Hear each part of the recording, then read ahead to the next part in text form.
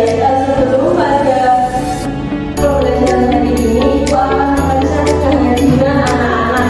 Apakah hari ini ada yang tidak berangkat teman kalian? Ada Febri.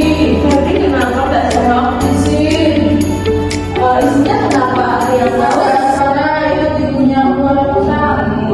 Nah, sebelum itu Ibu akan membacakan tujuan pembelajaran pada hari ini, yaitu anak-anak nantinya itu bisa menjelaskan nih pengertian dan tujuan penulisan surat resmi secara sederhana dan bisa mengidentifikasi bagian-bagian struktur surat seperti kop, surat, nomor surat, penutup, dengan tepat. Selanjutnya bisa menggunakan bahasa baku, kalimat efektif, dan ejaan yang sesuai dalam penulisan surat resmi. Nah, selanjutnya Ibu akan membacakan pengertian surat resmi terlebih dahulu supaya anak-anak itu bisa memahami terlebih dahulu apa sih pengertian surat resmi itu. Surat resmi adalah surat yang dibuat oleh individu, lembaga, atau organisasi untuk kepentingan formal dengan menggunakan aturan tertentu, baik dari segi struktur maupun bahasa. Surat resmi memiliki fungsi penyampaian informasi yang sifatnya itu penting dan resmi dan perlu dipertanggungjawabkan, sehingga penggunaan bahasa dalam surat resmi harus baku, sopan, dan jelas. Nah, ada ciri-ciri surat resmi, bisa dibacakan Mbak Zahra ciri-cirinya?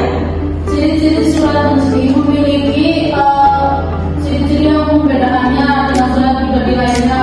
A, B, C, D, E, F, G menggunakan bahasa baku sesuai kaidah bahasa Indonesia, menggunakan kalimat efektif dan jelas, disusun dengan format dan struktur tertentu, menggunakan sapaan formal seperti bapak, ibu, atau saudara, tidak menggunakan bahasa baku atau singkatan yang tidak baku.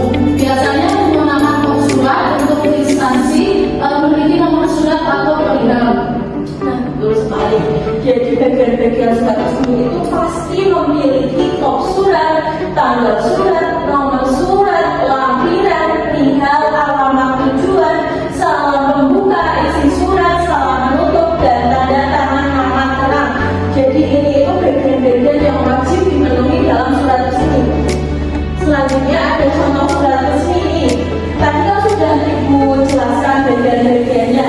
Dari sini kalian bisa tahu nih nomor surat itu yang mana seperti ini. Nomor surat itu wajib dimiliki oleh surat resmi dan ada perihal yang jelas seperti ini, pengambilan rapot siswa. Jadi ini bertujuan untuk orang tua jadi wali murid yang sekolah di sini. Selanjutnya itu ada penyampaian dengan hormat untuk bapak dan ibunya. Selanjutnya hari tanggal, terus pasti ada tembusan yang di sini hormat kami dari kepala sekolah SD Negeri Pelajar Bogor. Seperti ini kan sudah tahu contoh-contohnya, dan anak-anak kan sudah Ibu bagikan lembar soal yang telah Ibu berikan tadi. Selanjutnya Ibu ingin buat anak-anak itu menguji pemahaman kalian, bisa dikerjakan. Ibu beri waktu 2 menit. Siapa yang selesai mengerjakan bisa angkat tangan. Ya, Mbak Sarok sudah bisa dibacakan ya jawabannya dari situ. Terima kasih kesalahan atau kekurangan dalam kutipan surat tersebut tidak memiliki kop surat, tidak ada nomor surat, tidak ada tanggal, tidak ada perihal, tidak ada tujuan surat. Selanjutnya ada surat mana yang lebih tepat digunakan. Surat A lebih tepat digunakan karena memiliki struktur surat resmi yang lengkap, menggunakan bahasa baku dan sopan dan mudah dipahami. Apa dampak jika semua menggunakan surat A? Terima surat lebih mudah memahami isi undangan sehingga informasi disampaikan lebih jelas dan surat lebih profesional dan resmi. Nah, betul sekali jawaban Mbak Sarok. Dan selanjutnya ini Mbak Sarok, Ibu mempunyai satu soal buat dijawab nantinya. Salah satunya itu Ibu sudah memberikan kutipannya seperti ini. Sekian dulu ya surat dari kami. Semoga Bapak berkenan. Makasih. Menurut Mbak Sarok itu kebaikan pilihan kata yang tepat itu pada kutipan mana, bisa disampaikan di depannya.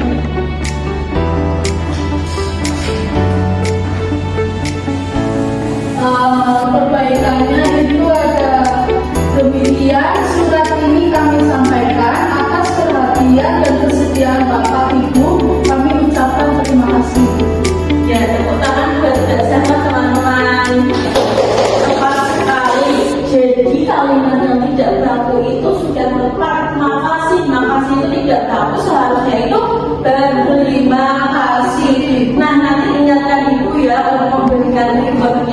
ya Bu. Nah, selanjutnya Ibu akan membacakan nih ringkasan materi pada hari ini. Jadi, pemahaman terhadap struktur dan kaidah bahasa itu dalam surat resmi sangat penting agar komunikasi formal dapat berjalan efektif, tepat, dan sesuai etika. Dalam penulisannya, surat resmi harus menggunakan bahasa baku, jelas, singkat, dan sopan agar pesan dapat dipahami dengan baik, serta mencerminkan profesionalitas pengirim. Selain itu, setiap bagian dalam surat memiliki fungsi penting sehingga tidak boleh digunakan atau ditulis sembarangan. Jadi, anak-anak sudah paham kan bagian apa yang terpenting dalam surat resmi itu dan apa yang wajib dicantumkan dalam surat resmi tersebut. Selanjutnya, sebelum memulai pembelajaran selanjutnya, Ibu akan speaking terlebih dahulu supaya anak-anak bisa kembali semangat lagi ya. Bisa mengikuti Ibu, yaitu tepuk semangat. Semangat.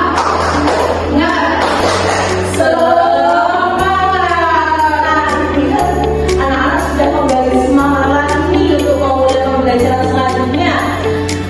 Ibu akhiri pembelajaran pada hari ini. Semoga nantinya bisa mengikuti pembelajaran lagi pada minggu depan dengan pembelajaran bahasa Indonesia yang terbaru yang anak-anak itu belum mengetahui. Jadi